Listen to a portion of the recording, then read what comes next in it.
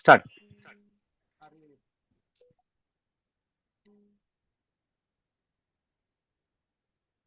महाराष्ट्रातील सर्व शेतकरी बांधवांना अखिल भारतीय किसान सभेच्या वतीने नमस्कार. आज आपण अखिल भारतीय किसान सभेच्या वतीने महाराष्ट्रातील ऊस उत्पादक शेतकऱ्यांच्या समस्याविषयी किसान सभेचे महाराष्ट्राचे अध्यक्ष कॉम्रेड उमेश देशमुख यांच्याशी आपण चर्चा करणार आहोत. मी किसान सेवेचा उपाध्यक्ष म्हणून मी त्यांच्याशी काही प्रश्न त्यांना मी विचारेन. शेतकऱ्यांच्या जिव्हाळ्याचे जे प्रश्न आहेत हे जिव्हाळ्याचे प्रश्न मी त्यांच्यासमोर मांडेन आणि मला खात्री आहे की किसान सभा जी आजवर शेतकऱ्यांच्या हिताचा विचार करत आलेली आहे, शेतकऱ्यांचं हित नेमकं कशात आहे याबद्दल किसान सभेची मतं ही अत्यंत शास्त्रीय आणि सुस्पष्ट आहेत आणि त्यामुळे किसान सभेचे अध्यक्ष कॉम्रेड उमेश देशमुख हे आपल्या प्रश्नांचं समाधान करतील अशी मला अपेक्षा आहे. तर मी या चर्चेमध्ये कॉम्रेड उमेश देशमुख यांचं स्वागत करतो.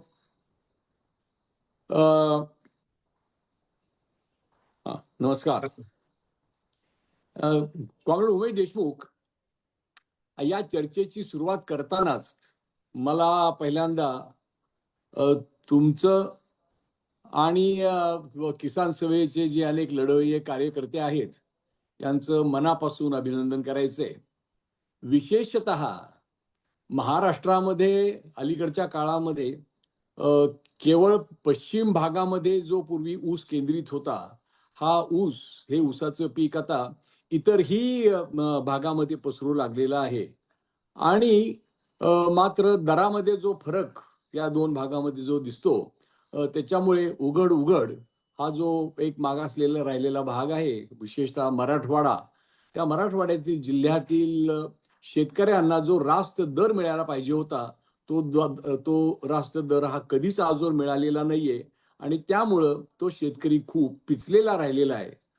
आपण आपल्या नेतृत्वाखाली आपले महाराष्ट्राचे किसान सभेचे general secretary doctor Ajit Navale यांच्या नेतृत्वाखाली आणि तेथील आपले मराठवाड्यातील आपले शेतकऱ्यांचे नेते ॲडव्होकेट अजय बुरांडे यांच्या आणि त्यांच्या सहकार्याच्या नेतृत्वाखाली गेले काही दिवस एक जोरदार संघर्ष ऊस उत्पादक शेतकऱ्यांनी आणि त्यांच्या तरुण मुलांनी विशेषतः हा छेडलेला होता आणि अनेक जे मुजोर झालेले जे साखर सम्राट आहेत, जे कोणत्याही प्रकारे शेतकऱ्यांना न्याय्य दर द्यायला तयार नव्हते, त्या शेतकऱ्यांना दरामध्ये वाढून देण्यासाठी म्हणून आपण जे काही प्रखर आंदोलन केलं, त्या आंदोलनाबद्दल, यशस्वी आंदोलन केलं याबद्दल मी तुमचं स्वागत करतो. मी तुमचं अभिनंदन करतो. आपल्या सर्व सहकाऱ्यांचं अभिनंदन करतो. सर्व लढाऊ शेतकऱ्यांचं, तरुण मुलांचं शेतकऱ्यांच्या मी अभिनंदन करतो. आणि आपल्याला या लढ्यातून नेमके किसान सभेनं काय अनुभव घ्यावा, त्यातनं काय निष्कर्ष काढावा याबद्दल जर आमच्याशी काही हितगुज केलं तर निश्चितच आम्हाला आवडेल. आपण त्याबद्दलचे आपले अनुभव हे आम्हाला विदित करावेत अशी आपल्याला विनंती आहे. खरं तर या सगळ्या संघर्षाची सुरुवात अखिल भारतीय किसान सभेनं कोल्हापूर मधूनच केलेली होती. कोल्हापूरमध्येच साधारणतः ऑगस्ट महिन्याच्या शेवटच्या आठवड्यामध्ये ऊस परिषद 21 ऑगस्टला ऊस परिषद आपण घेतली. आपण सगळेच त्याच्यामध्ये सहभागी झालो होतो आणि त्या ऊस परिषदेमध्ये आपण महाराष्ट्रातील शेतकऱ्यांना केंद्र सरकारनं ठरवलेल्या FRP वर नव्हे तर शेतकऱ्यांच्या उत्पादन खर्चावर आधारित हा दर मिळाला पाहिजे याच्यासाठी आपण संघर्षाची हाक त्यावेळेला दिलेली होती. त्यावेळेला आपले केंद्रीय नेते ज्यांनी देशभर एक ऊस उत्पादकांची संघटना करण्याचा प्रयत्न केलेला आहे, खास करून तामिळनाडू, बिहार, उत्तर प्रदेश, गुजरातचा काही भाग इथं ऊस उत्पादकांचं संघटन करून त्या ठिकाणी रास्त भाव मिळाला पाहिजे याच्यासाठी शेतकऱ्यांचं एक आंदोलन उभा केलेलं होतं आणि त्यातून शेतकऱ्यांचे काही फायदेही झालेले होते. त्यांचा अनुभव त्या परिषदेमध्ये नक्कीच किसान सभेच्या सगळ्या कार्यकर्त्यांना आला आणि मग त्या धर्तीवर त्यांच्या मार्गदर्शनानुसार या महाराष्ट्रामध्ये देखील शेतकऱ्यांना ऊस उत्पादक शेतकरी खास करून आहेत, त्यांना ऊसाला रास्त भाव मिळाला पाहिजे याच्यासाठीची भूमिका आपण घेतलेली होती. केंद्रीय पातळीवर खरं तर आपण मागणी केलेली आहे, की देशामधल्या ऊस उत्पादकांना क्विंटलला ₹355 म्हणजे क्विंटलला ₹550 म्हणजे साधारणतः टनाला ₹5,500 मिळाले पाहिजेत. अशा प्रकारची ऊस उत्पादक संघर्ष समितीची भूमिका आहे. महाराष्ट्रातलं सगळं आजपर्यंतचं कारखानदारांचं राजकारण, शेतकऱ्यांची मनस्थिती पाहता आपण जे बीड जिल्ह्यामध्ये ज्या आंदोलनाची सुरुवात झाली पहिल्यांदा, त्या ठिकाणी आपण ₹3,000 पहिली उचल आणि त्याचबरोबर ₹4,000 फायनल बिल मिळालं पाहिजे, अशा प्रकारची मागणी घेतली आणि त्या आधारावर आपण संघर्षाला सुरुवात केली. या संघर्षाची सुरुवात खरं तर मराठवाड्यातील बीड जिल्ह्यामध्ये काही युवक एकत्रित आले आणि त्यांनी युवा ऊस उत्पादकांची एक संघर्ष समिती तयार केली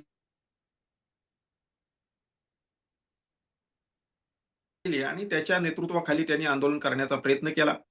मदत करायला लागले आणि खास करून आपल्या किसान सभेचे general secretary doctor Ajit Navale यांनी जे मार्गदर्शन केलं आणि त्याच्यानुसार त्या बीड जिल्ह्यामध्ये लढा उभारला आणि त्या लढ्याला चांगलं यशही आलं. आपण जी काय भूमिका घेतली होती त्या भूमिकेमध्ये पण लवचिकता दाखवून त्या भागामध्ये आजपर्यंत 2200 ते 2500 रुपये दर दिला जात होता.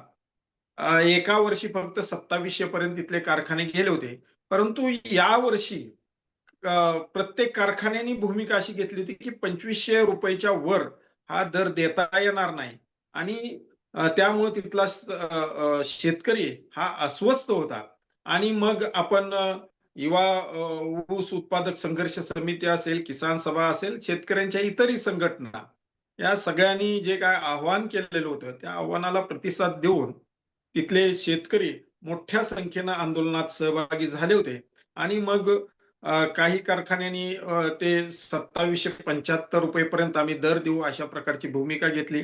त्याचं लोण परभणी जिल्ह्यामध्येही गेलं. परभणी जिल्ह्यामध्ये सुद्धा अशाच प्रकारे संघर्ष झाला. तिथल्याही शेतकऱ्यांना 2725 रुपये, 2750 आणि एका कारखान्यानंतर 2862 दर जाहीर केलेला आहे. अरे वा.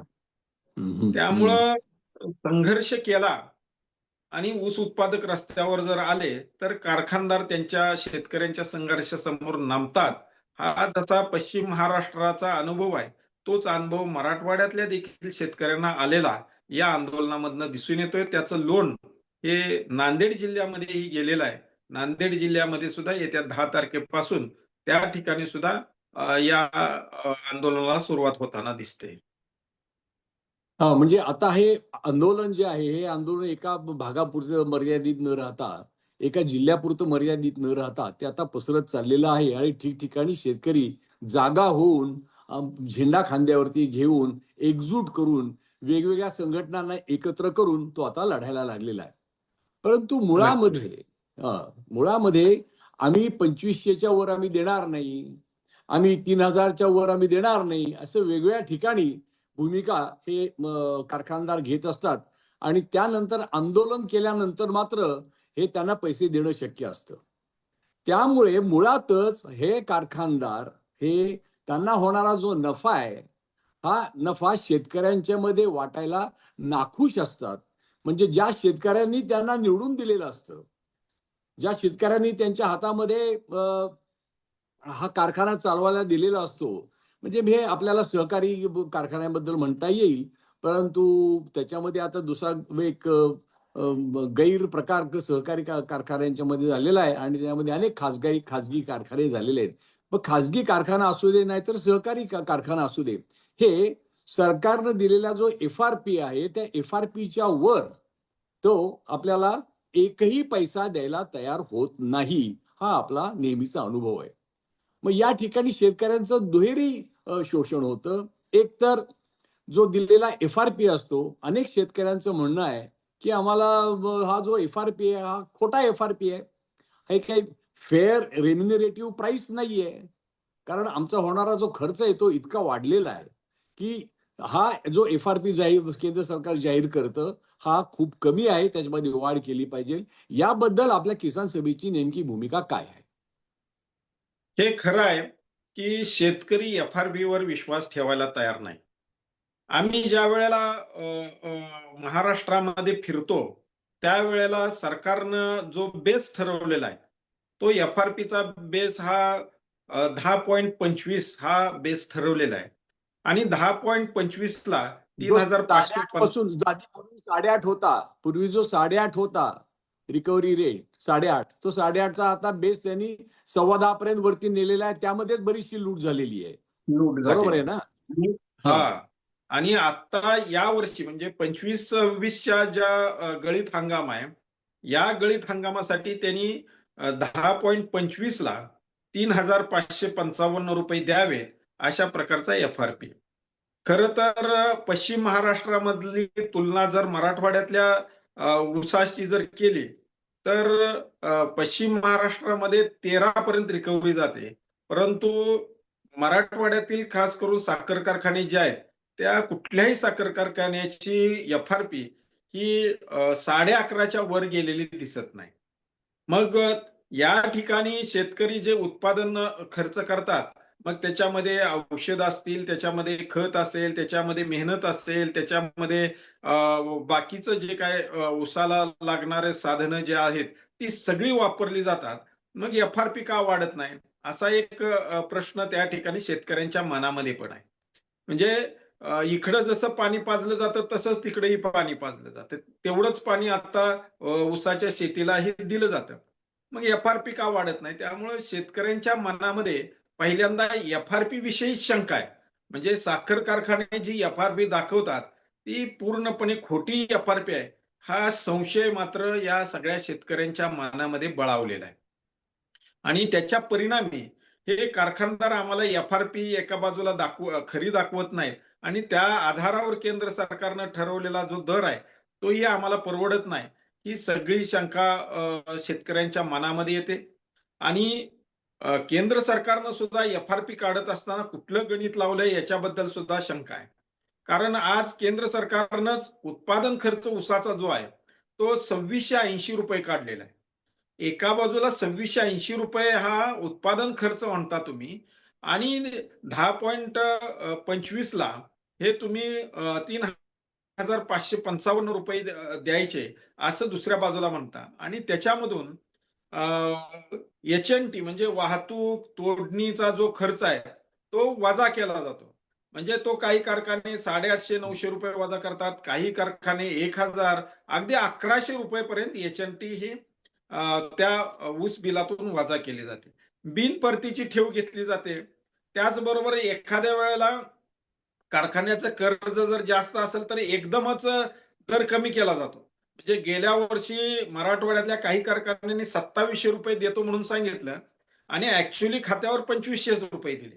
म्हणजे अशा प्रकारची जी काही लूट होते, त्या लुटीला फक्त कारखानदार जबाबदार नाहीत, तर हे सरकारचं जे धोरण आहे, म्हणजे ते FRP ठरवण्याच्या बाबतीतलं असू देत, नाहीतर कारखान्यांना परमिशन देण्याच्या बाबतीमध्ये असू दे.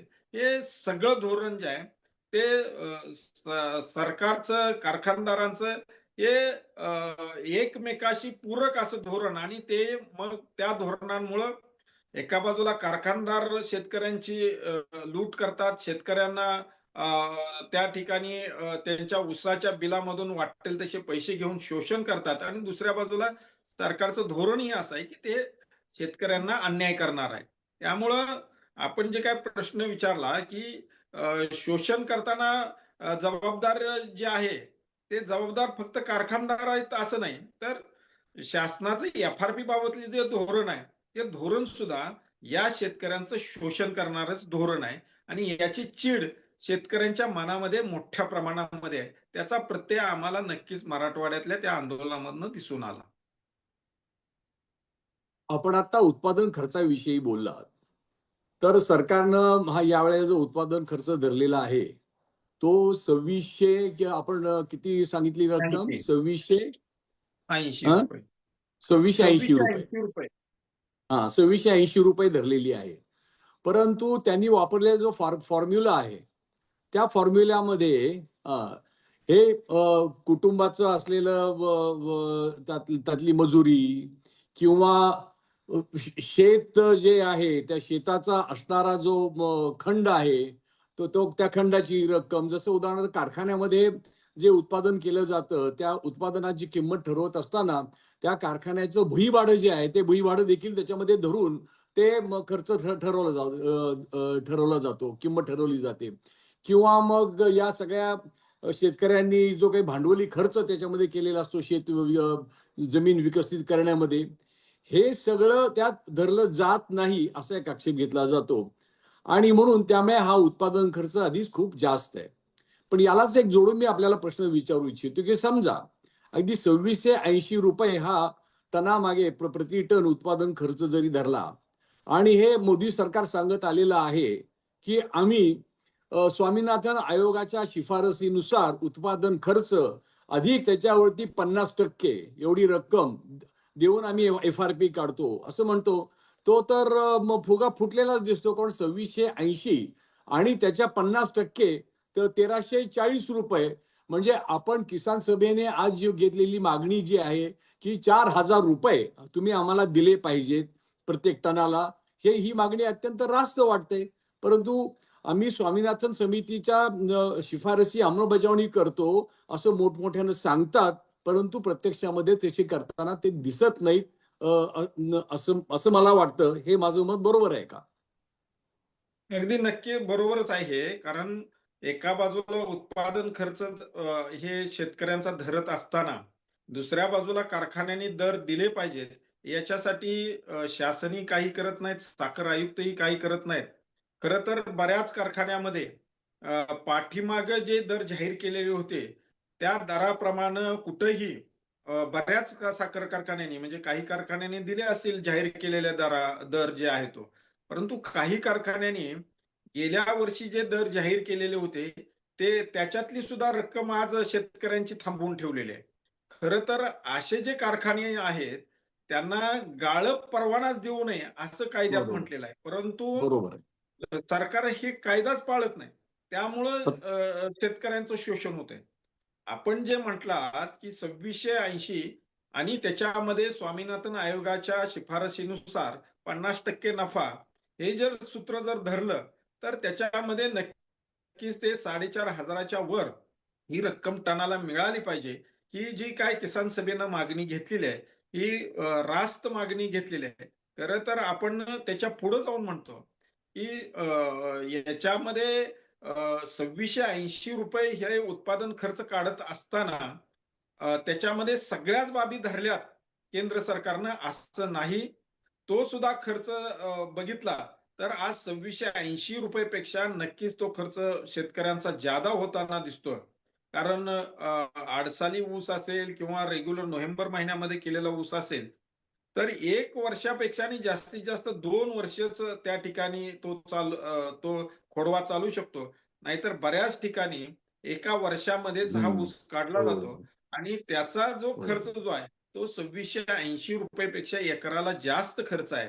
हे सरकार लक्षात घेत नाही आणि त्यामुळं सुद्धा या जे नगदी पीक म्हणून ऊसाकडे बघितलं जातं, काहीतरी शेतकऱ्यांना आज ऊर्जित अवस्था आणणारं जे पीक आहे, त्या पिकामध्ये देखील हे सरकार शेतकऱ्यांना लूट करायला या कारखानदारांना संधी देताना दिसतंय. कारखानदारांनी लुटीचा आणखीन एक फंडा वापरायला सुरुवात केलेली असं दिसतं.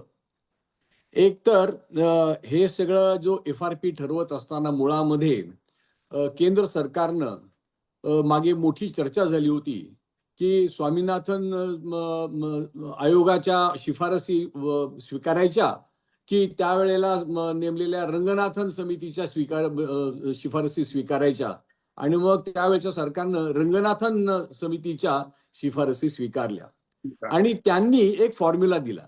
तो फॉर्म्युला असा होता की जर साखरेच्या दरानुसार जर ठरवायचं असेल, साखरेच्या उत्पादनानुसार जर ठरवायचं असेल, तर मग 70-30 या प्रमाणामध्ये आपण शेतकऱ्यांना दिलं पाहिजे. इतर खर्च 30% धरायचा आणि शेतकऱ्याच्या टनाला 70% हा दर द्यायचा. जर त्याचे उपपदार्थ त्यातनं जे निघणारे आहेत, बगॅस आहे, त्याच्यानंतर ते प्रेस मड आहे, मळी आहे, तोही मोठ्या प्रमाणामध्ये बाजारामध्ये हे जो टाकाऊ जो माल आहे, वेस्ट झालेला सगळा, तोही विकला जातो आणि त्यातनं देखील पैसा मिळवला जातो. तो जर धरला तर तो 75% अशा पद्धतीचं एक फॉर्म्युला सरकारनं स्वीकारलेला आहे. समजा तो फॉर्म्युला योग्य आहे असं जरी मानलं तरी आता कारखाने केवळ साखर उत्पादन करत नाहीत. आता प्राथमिक त्याच्याबरोबर असणारी जी उपउत्पादनं आहेत त्याचा जर त्यांनी लाभ दिला असं आपण म्हणालो तरी देखील आता कारखान्यांच्या मध्ये वेगवेगळ्या प्रकारची उपउत्पादनं, अल्कोहोल आहे, इथेनॉल आहे, कोजेन आहे, काही काही ठिकाणी हायड्रोजन निर्मिती, असे नवनवीन आता उपपदार्थ निर्माण व्हायला लागलेले आहेत आणि त्यातून मिळणारा नफा हा अफाट आहे. आणि आणि बरोबर. आणखीन एक गोष्ट आहे ती म्हणजे बी हेवी, सी हेवी या प्रकारचं जे इथेनॉल निर्मिती केली जाते त्याच्यामध्ये थेट ती रसामधून ती उसाच्या रसामधून ती काढून घेतली जाते आणि त्यामुळे उतार्यावरती परिणाम होतो एका बाजूला आणि दुसऱ्या बाजूला म्हणजे उतारा कमी झाल्यामुळे शेतकऱ्याला त्या उतार्यानुसार जो दर मिळाला पाहिजे तो दर कमी होतो आणि यांनी मधल्यामध्ये ही जी पाईपलाईन लावलेली आहे ह्या पाईपलाईन मधून कारखानदार हा शेतकऱ्यांना मिळणारा जो पैसा आहे तो पैसा मधल्यामध्ये लाटतात आणि प्रचंड प्रमाणावरती पैसा कमावतात. त्याच्यावरती शेतकऱ्यांचा हक्क प्रस्थापित कसा होईल याबद्दल आपली काय भूमिका आहे? याच्यामध्ये आपण सातत्यानं म्हटलंय जसं बाकीच्या गोष्टींमध्ये म्हणजे शासकीय सरकारच्या धोरणामध्ये शेतकऱ्यांचं लुटीचं धोरण हे दडलेलं आहे. तसंच कारखान्यामध्ये सुद्धा रिकव्हरी मारून, वजन काट्या मारून हे शेतकऱ्यांना ची लूट होताना आपल्याला दिसतंय. रंगराजन समितीचा वजन जर एक मिनिट वजन काट्याबद्दल आपण आता बोललात पण फक्त मध्ये जरा एक मनोरंजक माहिती मी आपल्याला आणि आपल्या सगळे जे प्रेक्षक आहेत त्या प्रेक्षकांना देऊ इच्छितो. एका प्रगतिशील शेतकऱ्यांची मध्ये माझी भेट झाली आणि त्यांना निश्चित माहिती होतं की आपल्या जो ऊस आपण जो पाठवला जातो त्याची काटामारी होते हे त्यांना माहिती होतं. हो. आणि काटामारी करणाऱ्या शेतकऱ्यांच्या बद्दल मध्ये फडणवीसांनी केवढी राणा भीमदेवी थाटाची घोषणा केली होती, परंतु त्यांच्या मंत्रिमंडळामध्येच हे काटामारी करणारे बरेचसे लोक बसलेले आहेत हे आपल्या सर्वांना माहिती आहे. ह्या शेतकऱ्यांनी मला दिलेली माहिती आहे की त्यांनी एका ऊस तज्ञाकडूचा सल्ला घेऊन त्याचा एक 7 टन ऊस त्याचा जो राहिलेला होता हा 7 टन ऊस त्यांनी कापला. त्यांनी एक सायंटिफिक वेईंग मशीन आणलं आणि या ऊसाच्या मोळ्या करून छोट्या छोट्या मोळ्या करून त्या सायंटिफिक वजनामध्ये त्यांनी त्या टाकल्या आणि एकूण तो 7 टन ऊस भरला. तो 7 टन ऊस त्यांनी कारखान्यामध्ये घातला तर त्याच्या 7 टनामध्ये कारखान्याने केलेल्या वजनामध्ये 2 टन कमी भरला. 1 टन 998 किलो इतका तो कमी भरला. म्हणजे 25% काटामारी ही होते हे त्यांनी तिथे सिद्धच केलेलं आहे. इतकी काटामारी केली जाते हे आपल्या समोर आता आलेलं आहे. तर तो मोठ्या प्रमाणावरती तो एक भ्रष्टाचार आहे आणि त्याला सरकार त्याला काहीही शिक्षा करत नाही, त्याला साथ देतं हे आपल्याला माहिती आहे. माफ करा मला जी आत्ताच नुकतीच जी माहिती मिळाली ती त्याच्या आपल्या बाबतीत काहीच सर्वांच्या हरकत नाही. माहितीसाठी मी इथे आपल्या समोर सांगितलेली आहे. तर या अगदी बरोबर आहे. हे लोकांचे पण अनुभव असे आहेत. आता आपण जे उदाहरण दिलं, तसं जर एखाद्या शेतकऱ्यानं बाहेर जर वजन एखाद्या ट्रॅक्टरचं, ट्रकचं, बैलगाडीचं केलं, तर त्याचा करारच रद्द केला जातो. हो. त्याची गाडी किंवा ट्रक हे कारखान्यात येऊ दिला जात नाही. अशा प्रकारची पण उदाहरणं बऱ्याच कारखान्यामध्ये घडलेली आहेत. त्यामुळं ते कारखाना जे काय वजन सांगेल तेच वजन शेतकऱ्यांच्या ऊसाचं असा एक फंडा महाराष्ट्रामध्ये सगळा सुरू आहे. किसान सभेचं बरोबर. या सगळ्या रंगराजन समितीच्या एकूण सगळ्या धोरणाबद्दल केंद्र सरकारनं जे धोरण एफ-आर-पीचं ठेवलेलं आहे, ते एका बाजूला हे 10.25 हा बेस धरून, रिकव्हरीचा बेस धरून त्यांना दर द्यावा आणि दुसऱ्या बाजूला परत साखरेचे दर नियंत्रित ठेवलेले आहेत. आणि साखरेचे दर नियंत्रित असल्यामुळं कारखान्याला त्यांना ही खुल्या बाजारात किंवा इतर ठिकाणी साखर न विकता ती त्याच पद्धतीने द्यावी लागते. त्यामुळे त्यांना ते पैसे मिळत नाहीत. आपण जे काय प्रश्न विचारला पुढचा, की रंगराजन समितीच्या शिफारसीनुसार जो काय उपपदार्थ निर्मिती केली जाते या सगळ्या साखर कारखान्यामध्ये, त्या उपपदार्थाचा जो शेअर आहे तो दिला जातो का? तर तो कुठेही दिला जात नाही.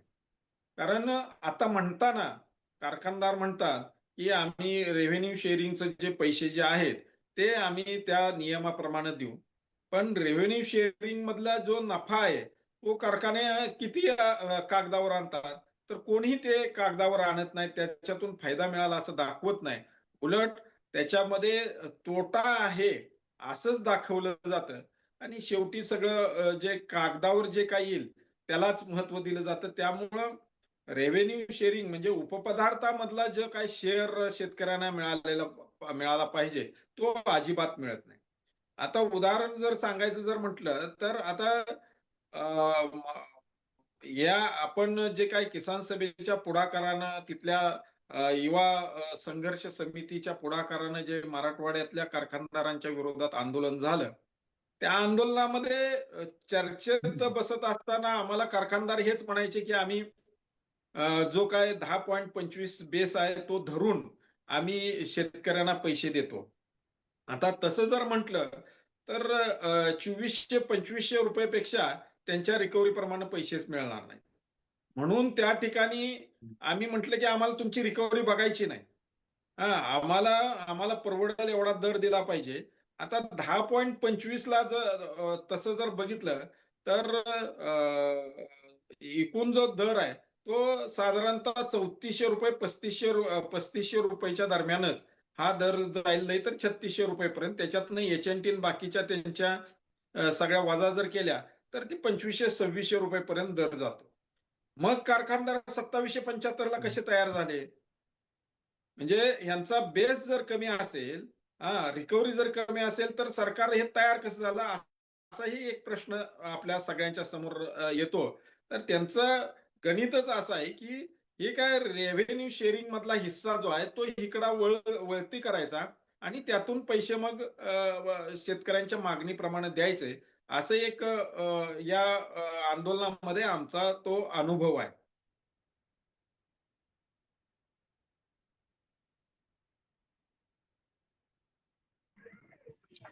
कॉम्रेड उदय अनम्यूट करावं लागेल.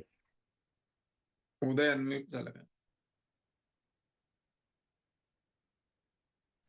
कॉम्रेड उमेश आपण सुरूच ठेवा.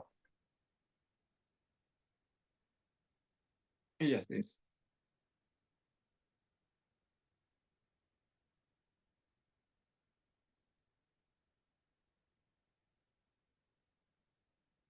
उदयचा प्रॉब्लेम झाला काय?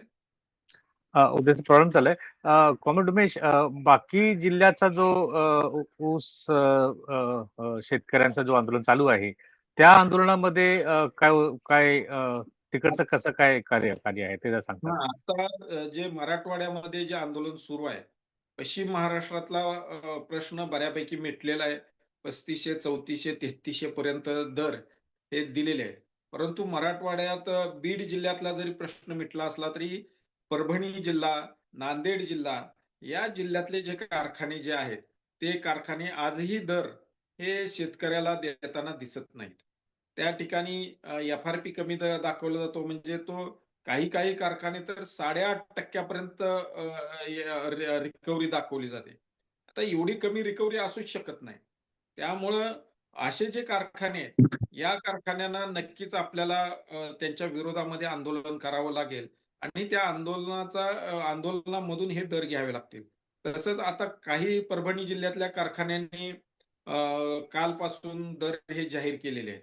परंतु बरेच कारखाने अजून असे आहेत, की ते अजून दर जाहीर करत नाहीत. म्हणजे ऊस हा शेतकऱ्यांचा आणायचा आणि मग त्यांना शेवटी दर द्यायचा. ती स्वतःच्या मनानं द्यायचा. तसंच नांदेड जिल्ह्यातही आहे. त्यामुळं मराठवाड्यातल्या इतरही जिल्ह्यामध्ये हे आंदोलन जाईल. तसंच ते अहमदनगर जिल्ह्यामध्ये पण तसाच प्रश्न आहे. अहमदनगर जिल्ह्यात ही त्या ठिकाणी रिकव्हरी चोरली जाते, दर दिला जात नाही, ही सगळी परिस्थिती आहे. त्यामुळे तिथंही आपण या ऊस उत्पादक संघर्ष समितीच्या नेतृत्वाखाली सगळ्या कारखानदारांना पत्र दिलेले आहेत आणि आपण अहमदनगर जिल्ह्यामध्ये मात्र आपण 3300 ची मागणी केलेली आहे. जी मराठवाड्यामध्ये 3000 ची मागणी जी आहे ती त्या नगर जिल्ह्यामध्ये अहिल्यानगर जिल्ह्यामध्ये आपण 3300 मागणी करतोय. तर हे मराठवाड्यातलं आंदोलन हे फक्त मराठवाड्यातल्या जिल्ह्यामध्ये तर विस्तारतेच. पण जे ऊस उत्पादक जिल्हे जे आहेत, त्या सगळ्या ऊस उत्पादन करणाऱ्या जिल्ह्यामध्ये ते पसरताना आपल्याला दिसतंय. शेतकऱ्यांना मी अजून जरा आपल्याला इथे थांबवतो. शेतकऱ्यांना जादा दर देणं आम्हाला परवडत नाही याचं एक कारण कारखानदार सांगतात आणि ज्याचा उल्लेख मगाशी आपल्या याच्यामध्ये आलेला होता की साखरेचा दर आहे, तो साखरेचा दर हा वाढवून मिळाला पाहिजे अशी यांची मागणी असते, कारखानदारांची मागणी असते आणि त्यामध्ये काही रास्त देखील काही कारणं असू शकतात. पण सरकार तो भाव वाढू देत नाही याचं कारण ग्राहकांना तो फटका बसेल आणि मग ग्राहकांचा राग, विशेषतः शहरी ग्राहकांचा राग हा सरकार त्याला तोंड देऊ इच्छित नाही. अशा या सगळ्या परिस्थितीमध्ये किसान सभेची भूमिका काय आहे की ग्राहकांना त्याचा तोटा होऊन, ग्राहकांची पिळवणूक होऊन शेतकऱ्याला भाव जास्त देणं हे उचित नाही असं या लोकांचं म्हणणं आहे.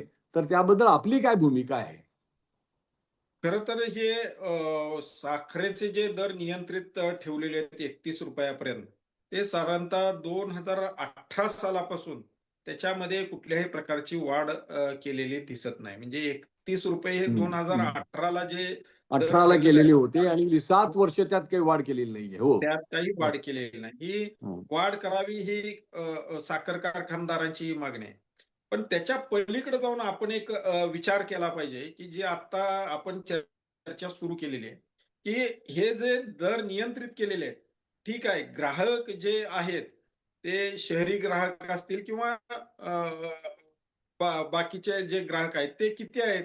तर अशी जी साखर आहे, ती फक्त साधारणतः 30% लोकं 30% लोक ही साखर ही एकूण साखरेच्या उत्पादनातली खरेदी करतात. 71 ते 72% साखर जी आहे, ही कमर्शियल वापरासाठी जाते. हो, म्हणजे हो, जे हो. उद्योग आहेत, म्हणजे बेकरी प्रॉडक्ट करणारे, शीतपेय तयार करणारे किंवा हे बरोबर. स्वीट्स तयार करणारे जे कारखाने जे आहेत, त्यांना सुद्धा ह्या नियंत्रित हो, दरानंच साखर विकली जाते. मग प्रश्न असा तयार बरोबर. होतो, की नियंत्रित दरामधली साखर ही कमर्शियल वापरासाठी सुद्धा जर त्या नियंत्रित दरातच देत असतील, तर ह्या नक्कीच त्याच्यामध्ये काहीतरी बदल करावा लागेल. ही बरोबर. ग्राहक जे किरकोळ ग्राहक जे आहेत, ते दररोजच्या वापरासाठी कुटुंब वापरतात.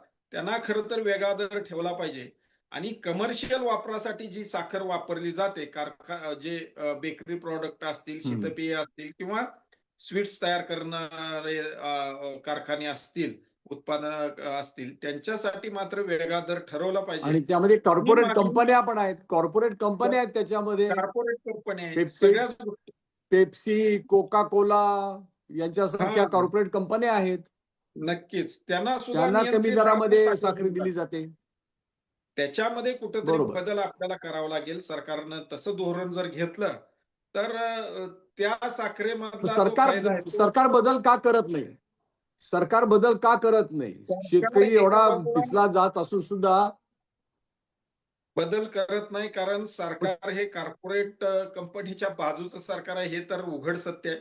त्याच्यामध्ये काही हा म्हणजे लपवून राहण्यासारखी काही कुठलीही गोष्ट नाही.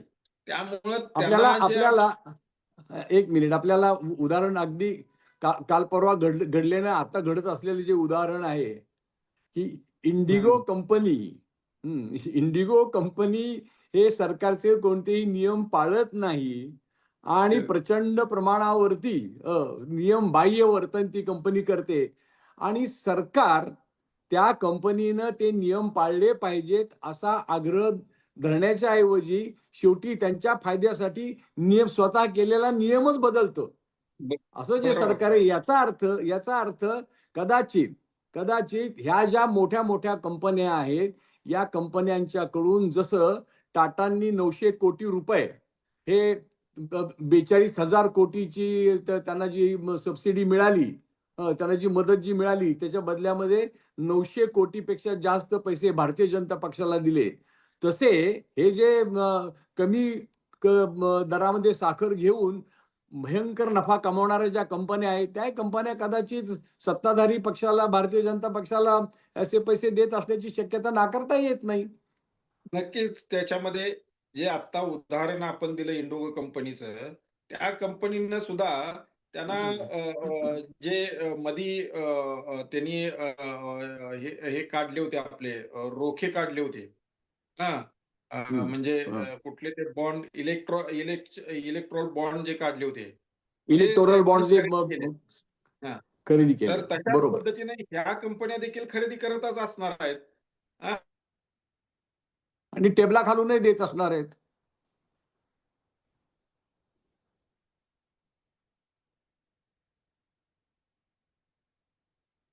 उमेश देशमुख यांचा कॅमेरा बहुतेक थांबलेला दिसतो. कोणाचा? नाही, बरोबर आहे तुमचं. हा बोला. हां. तर हा ह्या बोला. सगळ्या कॉर्पोरेट कंपन्या आहेत. या कॉर्पोरेट कंपन्यांना नक्कीच याचा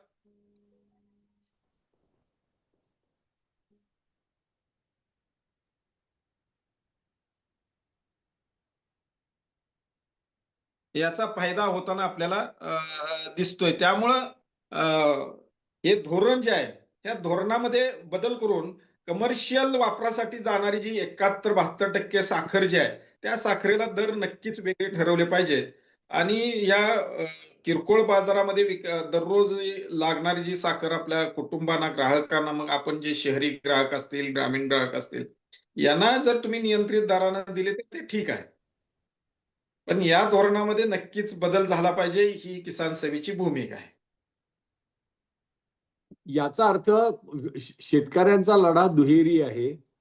एका बाजूला साखर कारखानदार करत असलेली लूट आणि दुसऱ्या बाजूला सरकारचं धोरण, या दोन्हीच्या विरुद्ध एकत्र लढा करण्याची गरज ही आहे असं दिसतं. म्हणजे किसान सभेची ही जी भूमिका आहे, ही भूमिका ही शेतकऱ्यांच्या पर्यंत घेऊन आपल्याला जावं लागेल. अजून बाकीचे अनेक छोटे मोठे मुद्दे आहेत. सगळ्याच मुद्द्यांचा आपल्याला आज काही इथे विचार करता येईल असं नाही.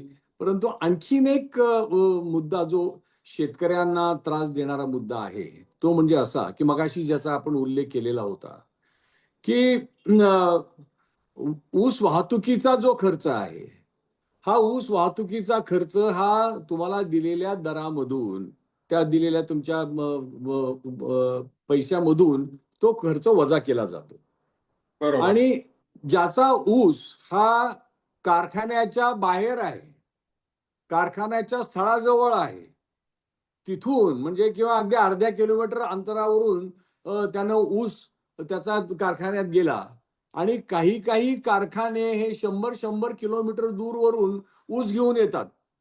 म्हणजे एका कारखाना क्षेत्रामधला ऊस हा आणखीन तिसऱ्याच कुठल्या तरी कारखाना क्षेत्रामध्ये जातो. एका राज्यातला ऊस आणखीन दुसऱ्या राज्यामध्ये जातो आणि याच्यामुळे लांबून लांबून ऊस जो आणला जातो त्याला होणारा वाहतूक खर्च आणि जवळच्या होणारा वाहतूक खर्च हा निश्चित हा वेगवेगळा असला पाहिजे. परंतु सगळ्या शेतकऱ्यांच्या वरती तो समान पद्धतीने बसवला जातो आणि एका प्रकारे शेतकऱ्यांच्या मध्ये क्रॉस सबसिडी एकमेकांना देऊन मधल्यामध्ये त्यांची लूट केली जाते आणि कारखाने हे बाजूला नामानिराळे राहतात. याच्याबद्दल देखील शेतकऱ्यांच्या मनामध्ये रोष आहे आणि त्याच्यामध्ये काहीतरी एक योग्य अशा पद्धतीची नियमावली सरकारने केली पाहिजे अशी एक त्यांची मागणी आहे. त्याबद्दल आपलं काय म्हणणं आहे? म्हणजे अगदी बरोबर आहे. कारण खरं तर साखर कारखान्याचे जे विभाग आहेत, साखर कारखान्याचा जो कार्यक्षेत्र जे आहे, हे कार्यक्षेत्र ठरलेलं आहे. परंतु त्या कार्यक्षेत्राच्या बाहेरचे ऊस आणले जातात. म्हणजे काही ऊस आपण म्हटला तसं हे 10 किलोमीटरच्या आतले आहेत आणि काही 100-150 किलोमीटरवरनं पण आणले जातात ऊस. आणि त्यामुळं जे एच-एन-टीच्या एच-एन-टीचं जे त्यांचं रक्कम जी शेतकऱ्यांच्या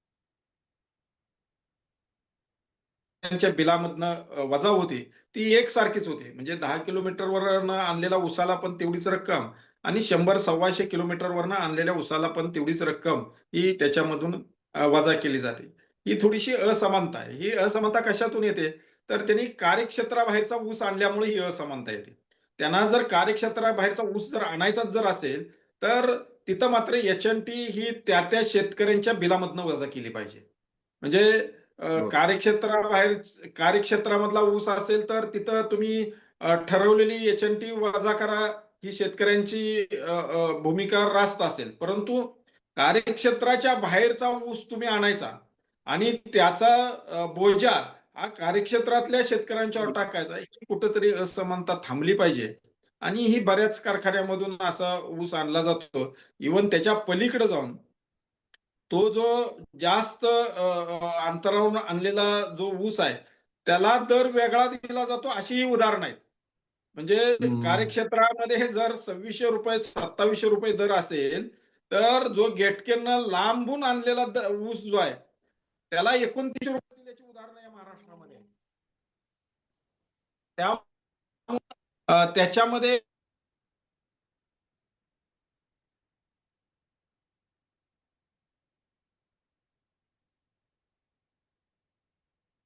नक्कीच आपण म्हणताय तसा की तफावत ही थांबवली पाहिजे. शेतकरी जे आहेत त्यांना ही एच-एन-टी जी आहे ती त्यांना जी लागू असणार आहे तेवढीच कपात केली पाहिजे आणि लांबून येणाऱ्या ऊसाची एच-एन-टी ही त्या पद्धतीची कपात केली पाहिजे. ही जी काय समान पद्धतीने केली जाते, या कार्यक्षेत्रातल्या शेतकऱ्यांचे शोषण आहे, त्यांच्यावर अन्याय हे नक्की आहे. त्याच्यामध्ये बदल झाला पाहिजे, ही आमची भूमिका आहे. म्हणजे एकूणच हा ऊस उत्पादक शेतकरी जो विनाकारण बदनाम झालेला आहे. म्हणजे ऊस उत्पादक शेतकरी हा अतिशय श्रीमंत शेतकरी आहे. आणि मुंबईमधले काही जे अर्थशास्त्रज्ञ आहेत, हे अर्थशास्त्रज्ञ हे तिथे बसून असं सांगतात की त्यांच्या घरासमोर ट्रॅक्टर आहे, त्यांच्या घरासमोर एखादी जीप उभी आहे. पण त्याच वेळेला सरकारी नोकरांच्या पण घरासमोर, आता बहुतेक सरकारी नोकरांच्या घरासमोर वेगवेगळ्या प्रकारच्या गाड्या दिसतात, हे आपल्याला माहिती आहे. परंतु शेतकऱ्यांच्या ऊस उत्पादक शेतकऱ्यांना विनाकारण बदनाम केलं जातं आणि त्यांना त्यांचं जे नीतिधैर्य आहे हा खच्ची करण्याचा प्रयत्न केला जातो. दुसऱ्या बाजूला मी आपल्या अगदी आता या चर्चेच्या शेवटच्या भागाकडे मी येतो. आपल्याला बरीच याच्यावरती चर्चा करणं शक्य आहे. एक गोष्ट अशी आहे ती म्हणजे अशी की हा शेतकरी अलीकडे संघटित व्हायला लागलेला आहे. परंतु राज्य स्तरावर आणि प्रत्येक कारखान्याच्या क्षेत्रामध्ये तो जेवढ्या प्रमाणावर संघटित व्हायला पाहिजे तेवढ्या प्रमाणामध्ये तो संघटित होत नाही, असं आपल्या लक्षात येतं. त्याचं एक कारण असं आहे, ते म्हणजे जो संघटित करण्यासाठी पुढाकार घेईल, जो शेतकरी, जो भागधारक आहे, जो कारखान्याचा मालक आहे, तो जर गावातल्या शेतकऱ्यांना, भागातल्या शेतकऱ्यांना संघटित करण्यासाठी तो प्रयत्न करायला लागला, तर त्याचा ऊस न्यायचाच नाही. वावरात त्याचा ऊस चिपाड होऊन जाईल, अशा पद्धतीचे वागणूक कारखानदार देतात आणि त्याला त्या ऊस शेवटी पेटवून द्यावा लागतो. अशी अनेक उदाहरणं आपल्याला पाहायला मिळतात. जे विरोधातले असणारे जे शेतकरी आहेत, विरोधी पॅनलमधले असणारे जे शेतकरी आहेत, त्यांच्यातल्या जे दुर्बल शेतकरी छोटेफार असतील, मोठ्या शेतकऱ्यांचं काही नुकसान होत नाही. त्यांचं बरोबर अजून सख्य जुळलेलं असतं. परंतु मुख्यतः जो गरीब छोटा शेतकरी आहे, तो कमी एक क्षेत्रामध्ये ऊस लावतो, त्याचं मात्र ऊस मागे ठेवला जातो आणि मागे ठेवल्यामुळे देखील त्या शेतकऱ्याचं प्रचंड नुकसान होतं. ही जी वर्गीय अशा पद्धतीची जो दुजाभाव जो केला जातो, त्याच्यावरती खरं म्हणजे सहकारी कायद्यामध्ये जी सूचना आहे, त्याच्यामध्ये जी जी सुविधा आहे, ती म्हणजे लावणीच्या तारखेनुसार तुमचा कापणीचा ऊस कारखान्याला नेण्याचा वेळापत्रक कारखान्याने तयार केलं पाहिजे. आणि ते वेळापत्रक जे आहे, ते वेळापत्रक हे सगळ्या ऊस उत्पादक शेतकऱ्यांच्या हातामध्ये आलं पाहिजे आणि ज्या तारखेला त्यांचा ठरलेला असेल, त्या तारखेला त्यांनी ऊस नेला पाहिजे. अशी खरं म्हणजे याची अंमलबजावणी कारखाने करतात का? आणि करत नसतील तर त्यासाठी काय केलं पाहिजे? अगदी अगदी बरोबर आहे. काय ह्याच्यामध्ये आणखीन काही गोष्टी समाविष्ट आहेत. म्हणजे फक्त असंच नाही, तर राजकीय दृष्ट्या जो आपला विरोधक असेल त्याचाही ऊस न्यायचा नाही. आंदोलनात पुढे असेल त्याचाही ऊस न्यायचा नाही. आणि आपले कार्यकर्ते असतील तर त्यांचा ऊस लवकर न्यायचा. हे अगदी खरं आहे. बऱ्याच कारखान्यांच्या कार्यक्षेत्रामध्ये हे घडताना आपल्याला दिसतंय. आपण मागणी केलेली आहे की जे ऊस नोंदवलेला आहे, त्या ऊस नोंदीचं त्या ज्या गावातल्या ऊस नोंदी झालेल्या आहेत त्याचे मोठे फलक बनवावेत आणि ते गावामध्ये लावावेत. म्हणजे ज्याचं ती सगळ्या गावाला कळेल कुठल्या तारखेला तो ऊस त्या शेतकऱ्यानं ऊस नोंदवलेला आहे. आणि त्या तारखेचा ऊस हा अगोदर तुटला पाहिजे आणि नंतर नोंदवलेला ऊस हा नंतर तुटला पाहिजे. ही भूमिका जी आहे ती भूमिका घेऊन आपल्याला जावं लागेल.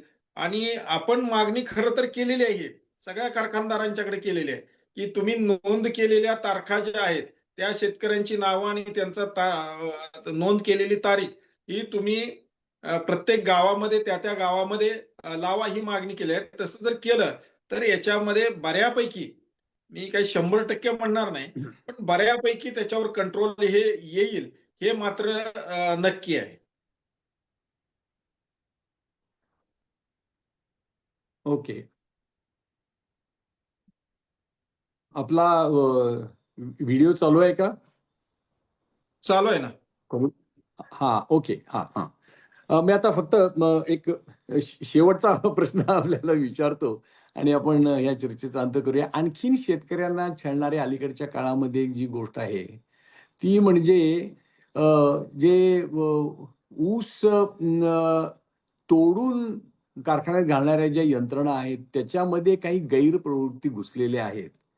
आणि हे लोक जे आहेत ते शेतकऱ्यांच्याकडून आधी पैसे वसूल केल्याशिवाय ते फडामध्ये पाऊल टाकत नाहीत. अशी खूप उदाहरणं आपल्याला दिसायला लागलेली आहेत. तर या बाबतीमध्ये साखर कारखान्यांनी काय दक्षता घेतली पाहिजे? त्यांची काही जबाबदारी आहे की नाही, की ती इतर लोकांच्यावरती सोडून देऊन आपण नामानिराळे व्हावं, ही त्यांची भूमिका बरोबर आहे का? त्याबद्दल साखर कारखाने काय करू शकतात? सरकार काय करू शकतं? हे एकदम चुकीचं आहे. अशा पद्धतीनं जे काय तोडणीदार, वाहतूकदार जे शेतकऱ्यांची पिळवणूक करतात, तर मी म्हणेन पिळवणूक म्हणण्यापेक्षा अडवणूक करतात. आणि अडवणूक करून त्यांच्याकडून पैसे उकळतात. याला ते जसे जबाबदार आहेत तसे शेतकरीही जबाबदार आहेत. आपला ऊस अगोदर नेला पाहिजे या भूमिकेमधून काही शेतकरी या पद्धतीने पण अप्रोच होतात. पण मगाशी मी सांगितल्याप्रमाणे जर नोंद झालेले ऊस हे अगोदर तुटले पाहिजेत असा प्रकारचा जर फलकच गावात असेल तर हा प्रश्न जो आहे हा प्रश्न तितकासा उपस्थित होणार नाही. आणि त्याच्यामध्ये खरं तर मागच 2 वर्षापूर्वी आम्ही ज्यावेळेला साखर आयुक्तांना भेटलो होतो, त्याने त्यावेळेला पण आम्हाला सांगितलं होतं, अशा स्पेसिफिक तक्रारी जर आल्या, तर त्या शेतकऱ्यांचे पैसे वसूल करून द्यायची जबाबदारी ही साखर आयुक्तांची असेल. अशा पद्धतीनं त्यांनी सुद्धा आम्हाला आश्वासित केलेलं होतं. पण दोन्ही बाजूनी झालं पाहिजे.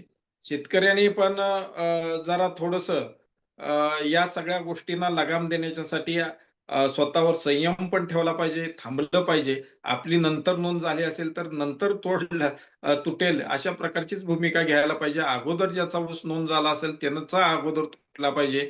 ही भूमिका घेऊन दोन्ही बाजूनी जर झालं, तर याला नक्कीच आळा बसू शकतो. आपण आता जी मांडणी केली त्या मांडणीमध्ये मला एक खूप सकारात्मक गोष्ट अशी जी जाणवली, ती म्हणजे शेतकऱ्यांनी केवळ आपण एक व्यक्ती आहोत असा विचार करू नये. आपण एक शेतकरी समुदाय आहोत. आपण एका शेती समुदायाचे भाग आहोत. आपण शेतीवर चालणारी जी एक अर्थव्यवस्था आहे, त्या अर्थव्यवस्थेमध्ये आपलं काही एक स्थान आहे. हं. या सर्व बाबी ओळखल्या तर शेतकऱ्याला संघटित होण्याशिवाय काही पर्याय नाही. आणि त्यामुळे सर्व शेतकऱ्यांना आपण जी भूमिका घेतली, मला असं वाटतं, की इतकी व्यापक भूमिका घेणाऱ्या फार थोड्या संघटना असतील. बहुतेक ज्या संघटना अलीकडच्या काळामध्ये दिसतात, की आता गाळंबाचा हंगाम आला, आला रे आला, की लगेच आंदोलन पुकारायचं आणि तडजोडी करून मग त्याच्यामधनं लगेच काही तडजोडी करायच्या. अशा पद्धतीचं आपल्याला अलीकडे पीक आलेलं दिसतं. पण एखादी कायमस्वरूपी अखिल भारतीय किसान सभेसारखी जी संघटना आहे, जी अखिल भारतीय संघटना आहे, जी संयुक्त किसान मोर्चाचा भाग असलेली संघटना आहे, जिनं दिल्लीच्या त्या आंदोलनामध्ये अत्यंत महत्त्वाची भूमिका बजावली. ज्या संघटनेच्या अध्यक्षपदी गोदूताई परुळेकर किंवा क्रांतिसिंह नाना पाटील यांच्यासारखं नेतृत्व होतं. आणि असं जी आपली संघटना आहे, ही संघटना इतका व्यापक विचार करते. मला असं वाटतं, की किसान सभेनं जास्तीत जास्त शेतकऱ्यांच्या पर्यंत पोहोचावं यासाठी संघटित प्रयत्न करणं गरजेचं आहे. ते प्रयत्न आपण करत असाल, ते संघटित करण्याचे प्रयत्न पुढच्या काळामध्ये ऊस उत्पादक शेतकऱ्यांना संघटित करण्यासाठी आपण जर काही ठरवलं असेल, आपल्या काही योजना असतील, तर त्या योजना आपण शेतकऱ्यांना सांगाव्यात, अशी मी आपल्याला शेवटची विनंती करतो. ही अगदी बरोबर आहे. आपण अखिल भारतीय पातळीवरच असं ठरवलंय, की पीकनिहाय संघटन तयार करावं आणि त्याच्यामधून त्या धोरणामधूनच ही ऊस उत्पादक संघर्ष समिती महाराष्ट्रामध्ये आपण बांधण्याचा प्रयत्न करतोय.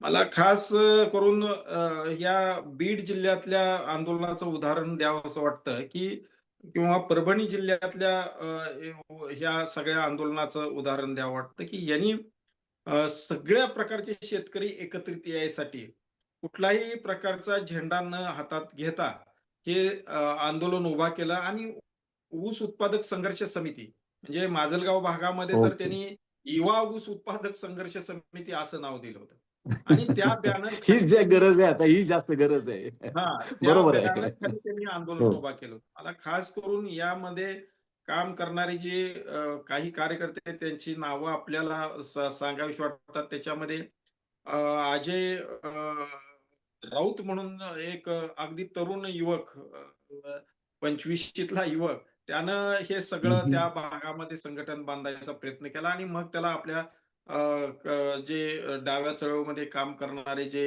अ, अ, नारायणराव गोले पाटील असतील किंवा शेतकरी संघटनेचे आपेट साहेब असतील, त्याचबरोबर त्या ठिकाणी शेतमजूर युनियनमध्ये काम करणारे आपले दत्ता डाके असतील, युवक संघटनेमध्ये काम करणारे मोहन जाधव असतील, त्याचबरोबर किसान सभेचे ॲडव्होकेट अजय बुरांडे, त्याच नंतर कृष्णा सोळंके, या सगळ्यांनी एकत्रित येऊन मुरलीधर नागरगोजे या सगळ्यांनी एकत्रित येऊन त्या अ, अ, माजलगाव भागामध्ये हे उभा केलं आणि त्याचं लोण परभणी जिल्ह्यामध्ये मग गेलं आणि परभणी जिल्ह्यामधले सुद्धा आपले खास करून दीपक लिपणे असतील, उद्धव पौळ असतील, त्याचबरोबर अ, त्यांच्या जे सगळे सहकारी आहेत, त्यांनी सुद्धा एकत्रित आले आणि ह्यांना इतर संघटनांनी मग सहकार्य केलं. मग ते स्वाभिमानीचे किशोर ढगे हं, यांनी सुद्धा त्याच्यामध्ये सहभाग नोंदवला. शेतकरी संघटनेचे जुने कार्यकर्ते एकत्रित आले आणि त्यांनी मिळून एक व्यापक विचार करून हे ऊस उत्पादकांचं आंदोलन पुढे घेऊन जाण्याचा प्रयत्न केलेला आहे आणि त्याचं यश मात्र त्या भागामध्ये आलेलं आहे. तसाच प्रयोग आपल्याला महाराष्ट्रामध्ये सगळीकडे करावा लागणार आहे आणि हा प्रयोग जर यशस्वी जर आपण करू शकलो, तर इथून पुढं जे काय आपण मगाशी उल्लेख केला, की उत्पादन खर्चावर आधारित अधिक 50% नफा आणि त्याचबरोबर जे उपपदार्थ तयार केले जातात, त्या उपपदार्थामधला सुद्धा रंगराजन समितीच्या ज्या शिफारसी आहेत 75-25 जो आहे, तो सुद्धा भाग हा शेतकऱ्यांना मिळाला, तर आपण जी मागणी करतोय ₹5,500 हे शेतकऱ्यांना मिळाले पाहिजेत. ही मागणी पूर्ण व्हायला फार काही काळ जावा लागणार नाही आणि असं संघटन झालं तर नक्कीच शेतकऱ्यांना ऊसाच्या उत्पादनावरचा आधारित खर्च तर मिळेलच स्वामीनाथन शिफारशीच्या नुसार. पण रंगराजन समितीच्या ज्या शिफारसी आहेत त्याच्याप्रमाणे रेव्हेन्यू शेअरिंग मधला जो हिस्सा जो 75% असेल तो सुद्धा हिस्सा हा शेतकऱ्यांना नक्कीच मिळेल. अशा प्रकारची व्यापक एक विचार घेऊन या सगळ्याच शेतकऱ्यांनी एकत्रित आलं तर तो दिवस सुद्धा लांब असणार नाही असं मला वाटतं. मला असं वाटतं की ही ही जी काही आपण अत्यंत व्यापक आणि शेतकरी हिताची भूमिका घेतलेली आहे, या भूमिकेवर महाराष्ट्रातला शेतकरी, विशेषतः युवा शेतकरी, जो युवक शेतकरी आहे तो विचार करायला लागेल आणि या सगळ्या लढ्यामध्ये तो अग्रभागी राहील. पुढच्या वर्षी आपण जी मागणी केलेली आहे ₹5,500, ती तो दर आपल्या पदरात पडण्याच्या दिशेनं हे आंदोलन पुढे जावं, अशा प्रकारची सदिच्छा व्यक्त करून आपण अत्यंत आपल्या कार्यमग्न असलेल्या सगळ्या वेळामध्ये वेळ काढून आपण आजच्या या मुलाखतीसाठी उपस्थित राहिला याबद्दल मी अखिल भारतीय किसान सभेच्या वतीनं आपले आभार मानतो. आणि आपण शेवटी जी भूमिका मांडलेली आहे ती भूमिका मला असं वाटतं की अतिशय स्वागतार्ह भूमिका आहे, की केवळ एक संघटना म्हणून नव्हे, तर सर्व जे शेतकरी आहेत ते सर्व शेतकरी एक पीक घेणारे जे सर्व शेतकरी आहेत त्या सर्व शेतकऱ्यांनी जर एकजूट जर दाखवली, तर आता ज्या पद्धतीने काही काही ठिकाणी यश मिळतं तसं यश जरूरपणे आपल्याला मिळेल, अशा प्रकारची मला खात्री वाटते. आपण पुन्हा एकदा इथे आपण आलात आणि आपले विचार मांडलेत याबद्दल मी आपले पुन्हा एकदा आभार मानून आजचा हा मुलाखतीचा कार्यक्रम संपला असे मी जाहीर करतो. सर्व प्रेक्षकांना मी नमस्कार करतो. धन्यवाद.